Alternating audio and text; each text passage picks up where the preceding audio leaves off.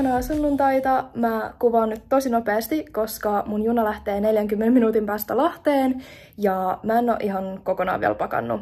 Mulla on ensi viikolla siis gastrokirurgian hajautus Lahdessa ja mä otan teidät mukaan, joten pakataan nyt mun laukku ja lähdetään junasemalle.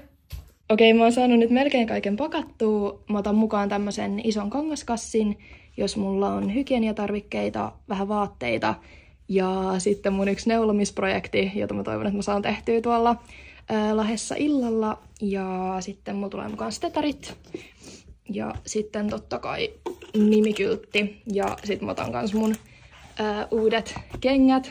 Ja sitten mä otan kans mukaan tämmöisen vähän pienemmän kangaskassin, jossa on itse asiassa mun kaverin klinikkakengät, kun mä kävin hakemaan ne koululta aikaisemmin. Mutta pakataan nopeasti loppuun ja sitten lähdetään juna-asemalle. Mä lähdin niin kiireellä, että mun kämppä jäi aika sotkuseksi, mutta se ei ole nyt onneksi mikään maailmanloppu. Mä ajattelin, että mä vaan siivoan sit, kun mä tuun takas kotiin. Tää on muuten kans eka kerta, kun mä nukun hajautuksessa yöt jossain muualla kuin kotona, joten rehellisesti mua jännittää ihan pikkasen.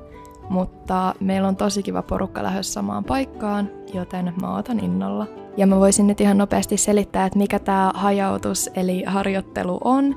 Eli lääkiksessä useimpien kurssien päätteeksi suoritetaan tämmönen viikon tai maksimissaan 2 viikon harjoittelu sen kurssin erikoisalalla. Näitä harjoitteluita toteutetaan eri sairaaloissa ja eri kaupungeissa, mutta aina saa toivoa sitä paikkaa, minne itse haluaisi mennä. Esimerkiksi tällä kertaa me haluttiin lähteä mun kaverin kanssa johonkin uuteen paikkaan, joten me toivottiin sairaaloita keskustan ulkopuolelta.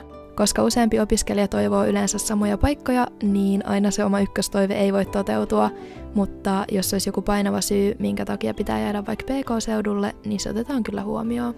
Mutta me siis tosiaan matkustettiin paikan päälle jo päivää ennen koko porukalla ja sitten käveltiin juna-asemalta majoitukselle.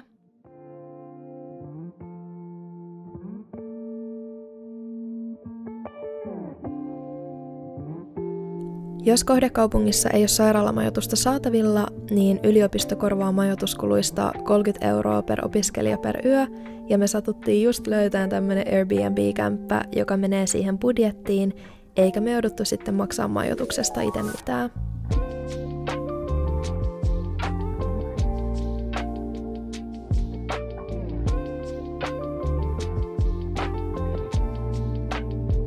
Vaikka tältä kämpältä oli sairaalalle matkaa noin 20 minuuttia julkisilla, niin hyvä puoli tässä oli se, että tässä oli vieressä ihan jättimäinen Prisma ja muita kauppoja. Me päätettiin, että tehdään yhteiset aamupalaostokset, joten ostettiin vähän leipää, siihen päällisiä, mehua ja sitten kauramaitoa, kahvia. Ja koska mä oon tällä hetkellä jonkin verran sokerikoukussa, eikä sitä vastaan jaksa aina taistella, niin ostin myös irtokarkkia. Lopulta mä valitsin kaupasta vähän erilaisia välipaloja ja suurimmaksi osaksi eineksiä, joita mä ajattelin sit syödä viikon aikana päivälliseksi. Meidän yhteiset ostokset maksoi noin 2,5 € per henkilö ja mun omat ostokset vähän vajaa 20.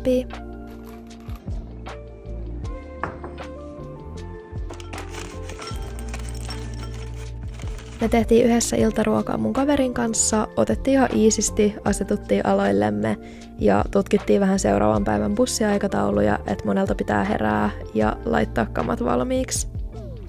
Mun mielestä oli tosi hyvä päätös tulla tänne jo ajoispäivää ennen, koska silloin ehti paremmin tutustua paikkoihin ja seuraavana aamuna on aikainen herätys, niin ainakin ollaan ajoissa paikalla sairaalassa. Sitten ei muuta kuin valmistautuu yöunille. Tossa näkyy kaikki tuotteet, mitä mä käytän meikkien poistoon. Ja sitten tommonen ihana B5-rasva. Tää on yksi mun lemppareista. Me lopetettiin ilta syömällä karkkia ja katsomalla vähän sarjaa. Ja mä taisin mennä nukkuun joskus noin 10:30 aikaa.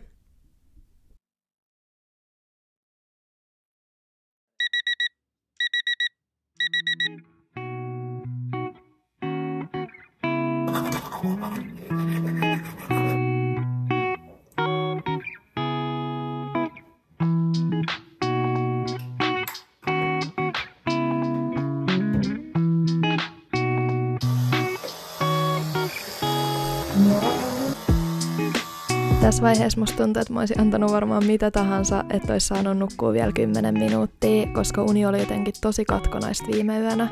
mutta ei voi mitään, toivottavasti ensi yö menee sit paremmin.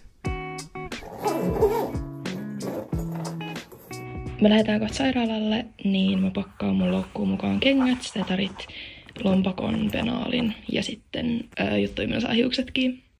Suurimman osan näistä tavaroista me jätin suoraan heti ekana päivänä sairaalalle, koska me saadaan aina viikoksi omat lokerot käyttöön, niin sitten ei tarvitse kuljettaa tavaroita edestakas. Me tehtiin ja syötiin aamupala noin 6:30 ja lähdettiin sitten noin 6:50 käveleen bussipysäkille.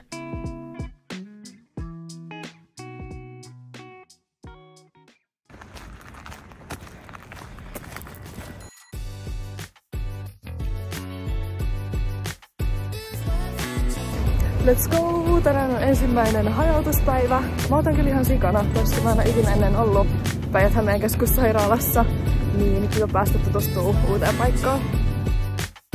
Me päästiin suoraan sairaalalle yhdellä bussilla ja kertalipun hinta on 2,60, eli viikon aikana bussimatkat oli yhteensä 26 €.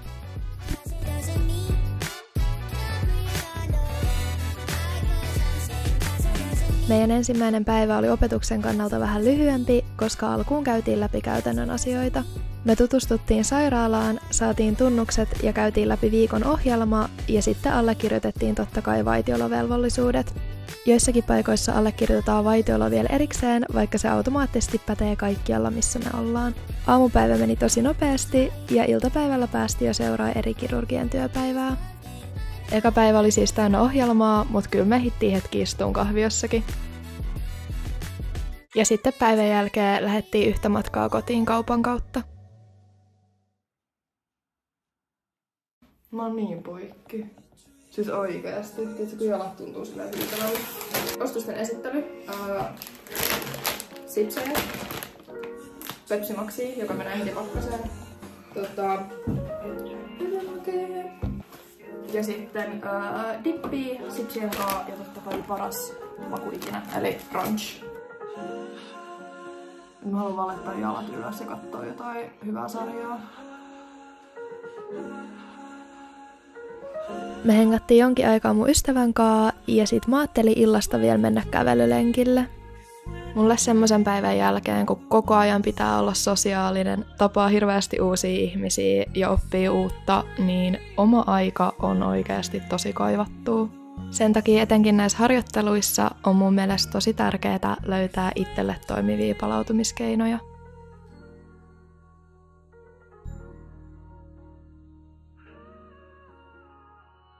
Ja seuraava päivä tulikin sitten tosi nopeasti. Tiistaina mut oltiin sijoitettu kirurgialle leikkaussaleihin, joten aamukierron jälkeen mä pääsin seuraamaan muutamien erikoistuneiden ja erikoistuvien lääkäreiden työpäivää leikkurissa. Mä oon huomannut ihan yleisestikin, mutta myös täällä, että se salissa seuraaminen riippuu tosi paljon siitä leikkaavasta kirurgista, koska joskus sä pääset paljon mukaan joko ihan operoimaan tai keskusteleen tiiviisti niistä aiheista, mutta jotkut kirurgit taas tuntuu arvostavan enemmän sitä omaa työrauhaa, jolloin voi olla, että tulee seisottua salin nurkassa hiljaa monta tuntia. Mutta jos mä voisin antaa vaan yhden vinkin leikkaussalissa oppimiseen, niin se on se, että oo oma-aloitteinen. Oikeasti tosi moni asia on mahdollinen, jos sä vaan uskallat kysyä, vaikka totta kai joskus sua tullaan vetää hihasta mukaan melkein pakolla, niin kuin kaikessa, myös hajautuksessa oma-aloitteisuus avaa paljon enemmän ovia ja mahdollisuuksia oppia. Ja sen takia, kun tänään kirurgi totesi ääneen, että tähän tarvittaisiin vielä yksi assari, niin mä ilmoittauduin heti vapaaehtoiseksi sieltä salin nurkasta ja pääsin sitten steriilinä avustaa leikkauksessa. Vaikka tässä vaiheessa on vielä tosi vähän tarttumapintaa siihen, että millaisia erilaiset erikoisalat oikeasti käytännössä on, niin musta tuntuu, että tänään jotenkin tuolla leikkaussalissa mä oikein heräsin henkiin, kun pääs toimii ja tekeen käsillä, mikä on mulle itselle tosi tärkeää. Ja ihaninta näissä hajautuksissa onkin just se, että näihin voi lähteä aina tosi avoimelle mielellä oppii ja sitten katsoo, että jos tämä erikoisala sattuisikin olemaan just se, mikä sua sit alkaa kiinnostaa. Mutta tosiaan mulla meni itsellä tää päivä vähän yliaikaa, koska iltapäivällä tuli sit vielä mielenkiintoisia leikkauksia. Ja tässä näkyy mun kädet koko päivän jälkeen. Noista hanskoista ja hihoista jää kyllä pienet puristusjäljet. Päivän päätteeksi mä olin ihan rehellisesti tosi väsynyt, koska mä olin seissyt monta tuntia ja sitten koko päivän ajan jännittänyt vähän sitä mun tekemistä ja toimintaa, koska tää oli kuitenkin eka kerta, kun mä oon ollut niin vahvasti läsnä potilaiden hoidossa.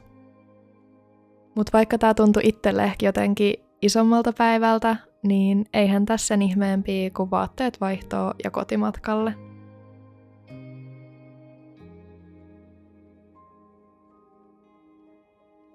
Mä päätin lähteä suoraan vielä keskustaan kaupoille, koska mä tarttin muutaman jutun ja mä olin vähän liikaa luottanut kesän tulemiseen ja ottanut vaan yhden pitkähihaisen paksun neuleen, joten kävin sit kans kattoo, että jos löytyisi joku uusi paita.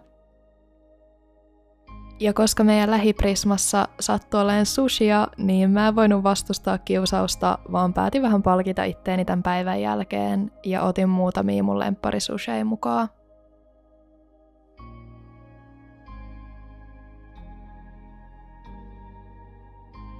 Ja vaikka tää nyt nostaa vähän mun keskimääräistä arkiruuan hintaa, niin ehkä välillä pieni tämmönen palkinto voi olla just se, mitä tarvitsee.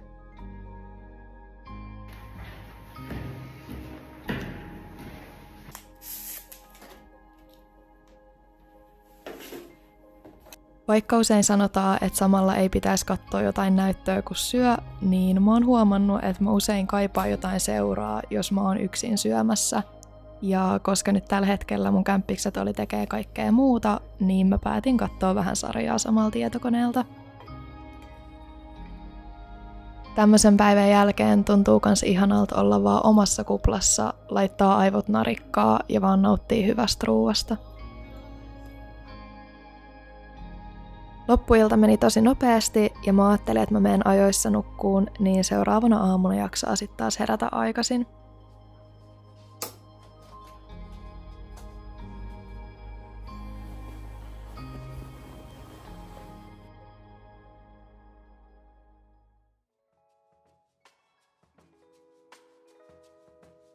Keskiviikkona oli aamuseminaarin aika, eli me päästiin seuraamaan talon sisäisiä luentoja, jossa kirurgeja koulutetaan erilaisista aiheista. Tänään ollaan siis puolessa välissä hajautusta, ja tässä vaiheessa musta tuntuu, että liikkuminen täällä sairaalassa alkaa olla jo vähän luontevampaa, koska tietää, että mistä löytyy mitäkin, ja jos joku tulee pyytää apua, niin osaa ehkä jopa neuvoakin. Ja tähän väliin mun on pakko todeta, että mä oon ollut tosi tyytyväinen ruokailuihin täällä sairaalassa. Useimmissa hajautuspaikoissa on opiskelijahintainen ruokailu ja se oikeasti tekee täällä elämästä paljon halvempaa ja helpompaa. Lisäksi täällä Päijät-Hämeen sairaalassa oli vielä vaihtoehto ostaa lounasta hävikkiruokana kotiin päivän lopuksi vielä silleen, että se on euro halvempi kuin opiskelijahintainen ruoka, eli jos tätä olisi hyödyntänyt, niin viikon aikana olisi päässyt kyllä tosi halvalla ruokien suhteen. Lisäksi täällä oli kivasti vaihtoehtoja ja meillä kävi silleen hyvä tuuri, että lounastauot oli yleensä aika samoihin aikoihin. Lounaiden ulkopuolella musta tuntuu, että mä söin viikon aikana lähinnä einesruokaa. Vaikka olisi ollut toki ihana kokkailla vaikka yhdessä kämppisten kanssa, niin musta tuntuu, että me kaikki oltiin iltaisin niin väsyneitä, että jotenkin mentiin vaan sieltä, mistä aita on matalin. Silloin kun elämä on hektistä, niin mulla itsellä aina kärsii ruokarytmi ja varsinkin se ruoan laatu, mitä mä syön, joten tällä viikolla tuli syötyä aika yksipuoleisesti verrattuna siihen, mitä normaalisti arjessa. Mutta tääkin on semmonen asia, että se on hyvä vaan tiedostaa ja hyväksyä, koska aina ei voi jaksaa panostaa kaikkeen. Viikon aikana mä menin kanssa laittautumisen suhteen aikalaisia, että mistä aita on matalin, eli mä tein mahdollisimman simppeleitä hiustyylejä ja nopeita meikkejä. Mun iho on ollut nyt myös tosi huonossa kunnossa, joten mä keskitin kaikki energiat siihen, että mä teen tarvittavat ihohoitorutiinit. Torstaina, eli meidän viimeisenä iltana täällä, niin me lähdettiin mun kaverin kanssa käymään kaupoilla ostamassa vähän lisää lankoja. Mä sain tämän viikon aikana tehtyä mun neulomisprojektia eteenpäin aika hyvin, mutta tajusin sitten yhdessä vaiheessa, että mä olin seurannut sitä ohjetta väärin, mutta toisaalta ei se haittaa. Musta tuntuu, että tässä tärkeintä oli vaan se, että on joku helppo harrastus, mitä voi tehdä iltaisin. Kun me tultiin kotiin lankakaupoilta, niin me käytiin Hesburgerin kautta, josta mä kävin hakemaan itselleni minikana-aterian ja totta kai paprikamajoneesia. Ja sen jälkeen me syötiin yhdessä, laitettiin kasvonaamiot ja päätettiin, että me katsotaan leffa. Me valittiin yhdessä semmonen leffa kuin Anyone But You, ja se oli oikeasti ihan hauska. Ja jotenkin kokonaisuudessaan tää ilta oli vaan ihana tapa lopettaa tää viikko. Vaikka toki huomenna on vielä 1 päivä hajautusta.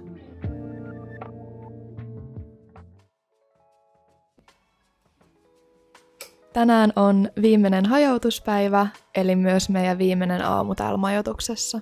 Me sovittiin, että jätetään avaimet palautukseen jo heti aamusta, joka tarkoittaa sitä, että me otetaan kaikki tavarat mukaan sairaalalle ja lähdetään sieltä sitten suoraan kotiin päivän jälkeen. Kello on nyt 6:02 ja tämä on meidän viimeinen päivä. Meillä on opetuskierto ja sitten palautekeskustelu ja sitten lähdetään kotiin. Tämä viikko on mennyt kyllä supernopeasti, mutta samalla tavallaan aika hitaasti. Ja se, mikä tuohon ajantajuun vaikuttaa, niin on varmaan se, että päivät on jotenkin yksittäisinä tuntunut tosi pitkiltä, koska on tehnyt ja oppinut niin paljon uusia asioita. Mutta sitten samalla tuntuu, että tämä viikko kokonaisuutena oli ohi tosi nopeasti. Viikana aamuna mä söin vähän sekalaisen lajitelman kaikkea ruokaa, mitä multa oli jäänyt yli, ja ei kyllä jäänyt nälkä. Mä otin mukaan kahvit uuteen kahvikuppiin, ja sitten kun me oltiin pakattu kaikki tavarat, niin lähdettiin sairaalaa kohti. Ja nyt, jotta mä en unohda mainita, niin tässä on paljon, kun mulla meni rahaa viikon aikana. Tässä on toki mukana mun muita ostoksia, kuten esim. Uusi kahvikuppi ja lankakerä, mutta ne mukaan laskettuna mulla meni viikon aikana noin 120 €. Totta kai tässä oli mukana myös paljon ei-pakollisia kuluja, mutta se, että majoituksesta ei tarvinnut maksaa, niin auttoi kyllä tosi paljon. Mutta nyt viikana päivänä meillä oli tosiaan opetuskierto, joka toimi silleen, että me mentiin osastolle, jossa kaikki sai tutkia ja haastatella yhden oman potilaan, jonka jälkeen me kokoonnuttiin ryhmätilaan, jossa esiteltiin sitten nämä potilaskeissit, totta kai ilman nimeä, ja sen jälkeen keskusteltiin näistä aiheista ja esimerkiksi hoitolinjoista ihan yleisellä tasolla.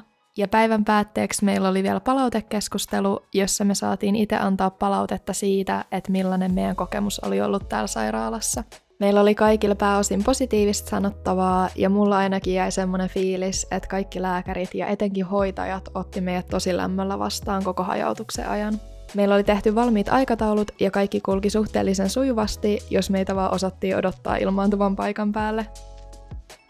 Koska ilmeisesti informaatio ei aina kulje täydellisesti isoissa sairaaloissa, niin kaikki ei ollut tietoisia siitä, että me ollaan tulossa, mutta siinäkin pääsit harjoittelemaan oma-aloitteisuutta. Mut eli kokonaisuutena tää oli oikeasti kaikin puolin kiva kokemus, musta tuntuu, että oppi tosi paljon ja kyllä mä voisin tulla tänne hyvin uudestaankin. Me päästiin lähteen kotiin noin kello 2 maissa, matkustettiin juna-asemalle ja otettiin siitä sitten juna Helsinkiin. Musta tuntuu, että mulla olisi ollut vielä vaikka kuinka paljon sanottavaa hajautuksista, mutta koska tää video on ollut nyt jo niin pitkä, niin musta tuntuu, että meidän kansi jättää ne toiseen kertaan. Eli jos sulla on mitään ajatuksia, kysymyksiä tai asioita, mihin haluat tarkennusta, niin ne voi jättää tonne kommenttikenttään ja mä vastailen niihin toisella videolla. Ihan valtavasti kiitoksia, että katsoit mun ekan YouTube-videon ja nähdään sitten ensi videossa. Moikka!